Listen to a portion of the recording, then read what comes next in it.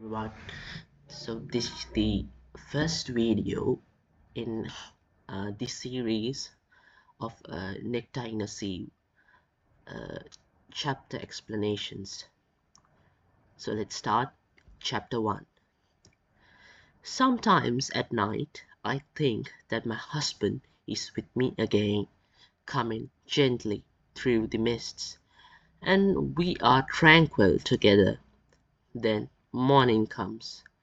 The wavering grey turns to gold. There is stirring within as the sleepers awake, and he softly departs.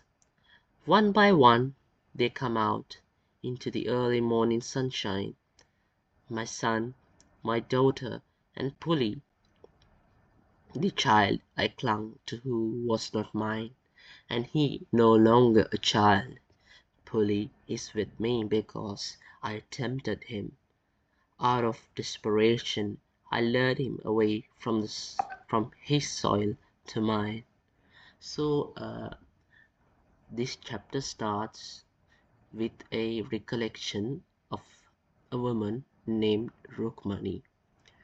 She is from post-colonial in South India, from a village in South India, and she recollects of her past, of how um, she had brought a child named Puli, and how and about their son and their daughter. And she also just sort of what do we say, thinks about her husband. She just sort of has a fantasy or something like that, that her husband comes and stays with her every night, like sort of a soul or a ghost or a spirit, a good spirit, and they tranquil together. They stay together. They lovingly stay together. And when with the morning, with the sunshine, he slowly departs as the other sleepers or the people in the house awake. For example, Puli, the daughter who is Iravadi. They call her Ira, and his son, his by his I mean Nathan's, and hers Rukmani's son called Selvan. They wake up, and as they wake up, she sees this soul or this sort of spirit depart. So Rukmani um, tells, like, explains to the reader of how Puli, the child named Puli, is with her, because she had taken him from the city. She says that she had lured him from his soil to mine. She feels guilty, but in fact she is not wrong, because Puli was an orphan. He had no parents. He was also affected. We get to read that at the end of the chapter. He was also affected with a severe condition of leprosy, in which the body deteriorates. The pieces of the body, for example the fingers, they start to rot, so, and sort of fall away. They start to blacken. So Puli had that condition. So let's go on. Yet I have no fears now. What is done is done. There can be no repining. Are you happy with me? I said to him yesterday, being sure of the answer. He nodded, not hesitating, but a little impatient. And all woman's foibles, a need for comfort. But I am comforted most when I look at his hands. He has no fingers, only stubs, since what has been taken can never be given back. But they are clean and sound. Where the sores were, there is now pink, puckered flesh. His limbs are untouched. Kenny and Selvum, between them, have kept my promise to him. So, what is said here that uh, Rukmani, she feels guilty for taking him. So, like, she sort of constantly asks, she's sort of a little impatient and nervous. So she constantly asks Puli as to if whether he is happy with her, which he usually replies that he is happy. So but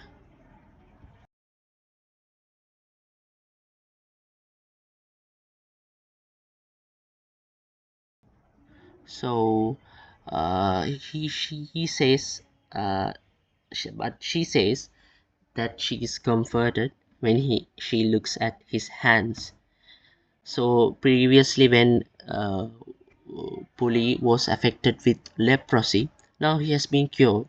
It seems that Kenny and Selvam have promised Rukmani to cure him from his condition of leprosy. Now she says he has no fingers, only stubs, since what has been taken can never be given back. So he does not have fingers, he just has the part of his hand with the with no fingers. You can imagine that that's a little miserable, but at least he's living and he's healthy and he feels better now. So Kenny and Selvam had kept their promise on healing him. In the distance, when it is a fine day and my sight is not too dim, I can see the building where my son works.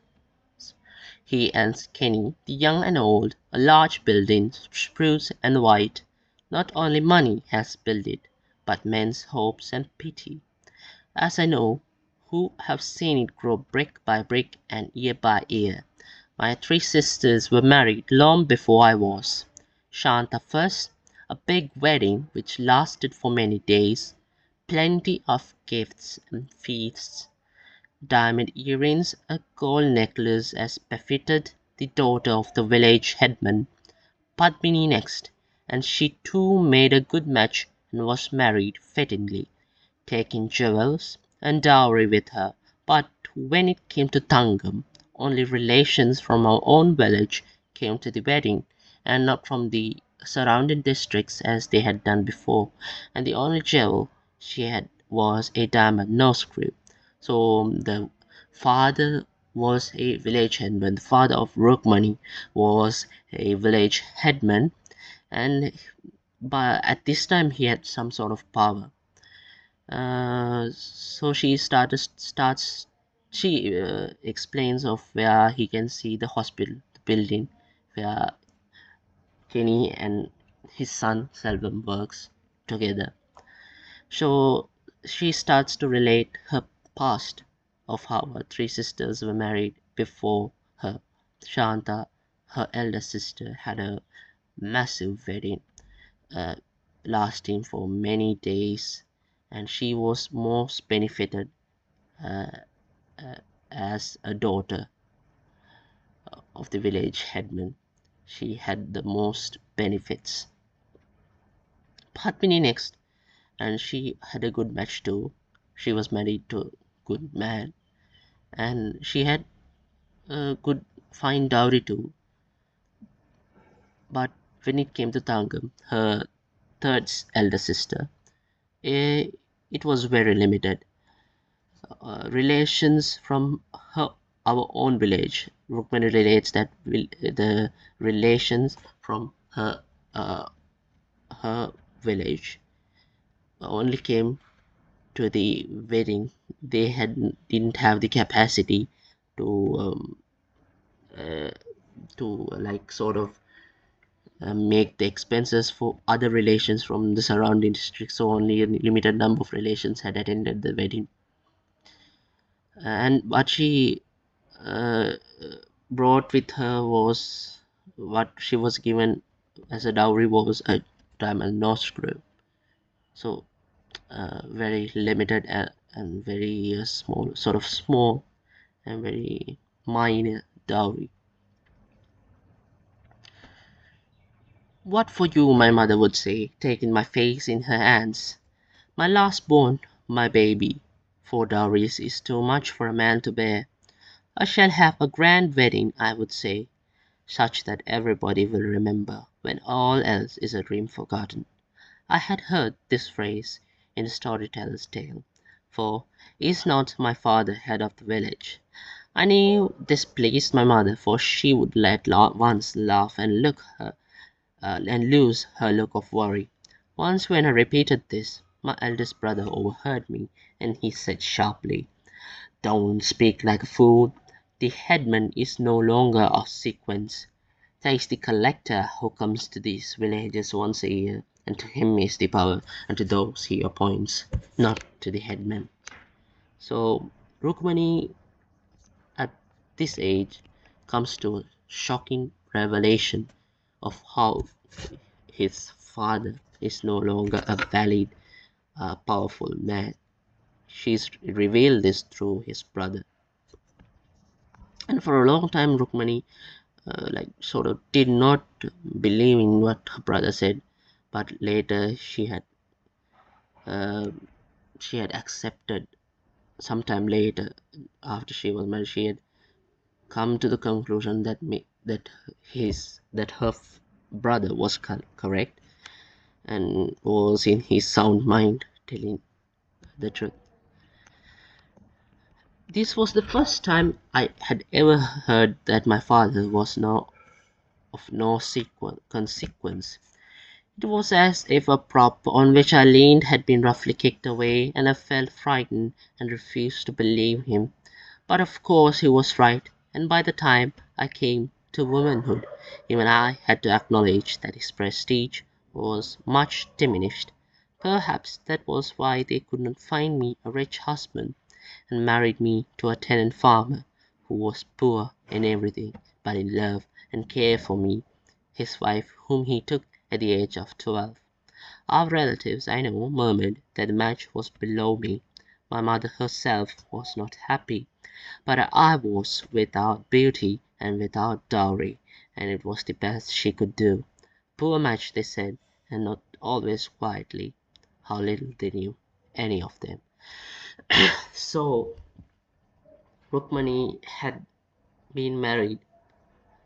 It was not a grand marriage. It was a very poor marriage and a poor match to a poor tenant farmer who did not have any much of any possessions. He was very, very poor, and and um, even relatives said that it was a poor match, and the mother was not even happy. But Rukmani says how very little they knew about them, about their lives, about how they would fare. Eh, they Rukmani tells that they were all wrong. They were all wrong. How little they knew, any of them. Rukmani says so. So we would continue the rest in a separate video. So watch the next one. Surely watch the next one. Thank you for listening.